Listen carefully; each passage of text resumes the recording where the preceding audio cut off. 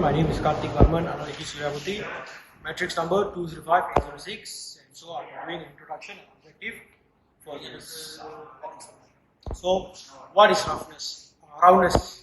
Roundness can be defined as a separation of two concentric circles that encloses the circular section of the interest. So that's the definition according to iOS 1101. So why is it important to have this measurement of the roundness? Because in many engineering departments, they requires object that has a circular text in a circular shape. So for example, like a shaft. So if you don't design it accurately, it will cause a lot of noise and eventually it will collapse to failure. So that's why it's very important.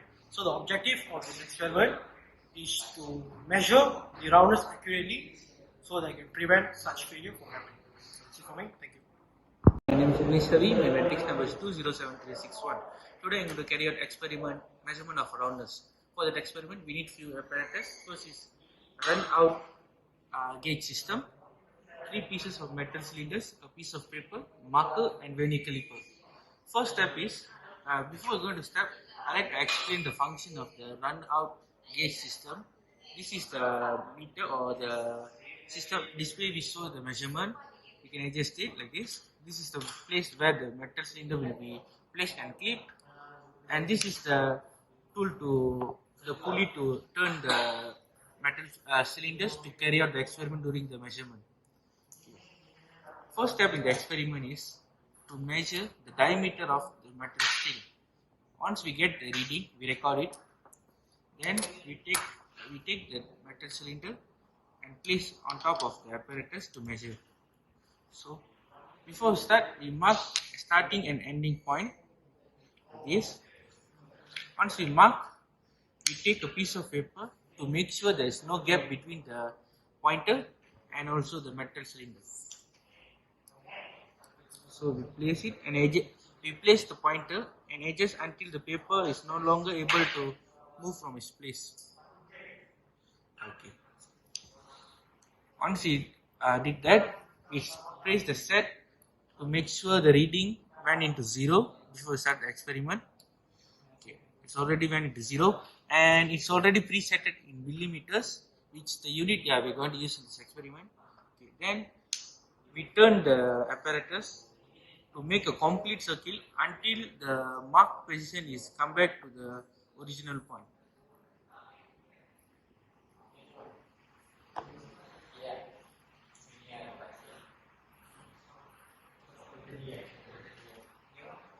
Okay.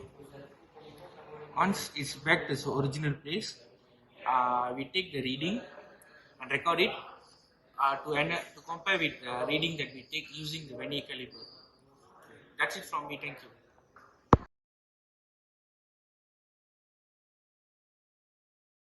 Assalamualaikum. My name is Muhammad Ikrafi. So today we are doing the experiment, the angular measurement by using sine bar method. So for the experiment, the objective is to understand the application of sine bar method and angle gauge block. And the second is to find the head of the gauge block stack and the size of the desired angle. So next, the theory of the sine bar method is the principle of sine bar is the two cylinder and their distance from a hypotenuse of a right angle. A specific gauge block stack under one end of the sine bar form the opposite side of the right triangle. So next, I will explain about the apparatus that used for the experiment. So this is the angle bar. This is the sine block. And next is the dial gauge. Next is the vernier caliper that used in the experiment and the linear gauge block. So I will pass to the next presenter to do the experiment. Hi guys, my name is Anwar. So this one, the first one we have to start our experiment. The first one we have a method one which is sine bar method. So first of all we need to draft this schedule. which is dimension of gauge block. This one is gauge block. I'm sorry. Okay. So we have this side is X, this side is Z, and the longest one is Y. And we take an average. I already make the schedule have been done, and we have the other one, which is A. The dimension of A is from here, this point to this point, and we get 98.1 mm. And we need to use this formula to find the angle. As you can see from the theory, the angle is from here, and we get 13.06 degree, and we can find the H from this picture. The H we get is 22.168 millimeter. So I will pass to the next presenter.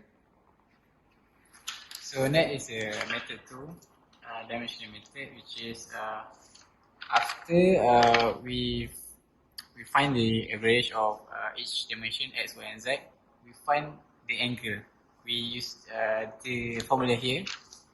Theta equals to sine inverse sine x minus z over y. Then we get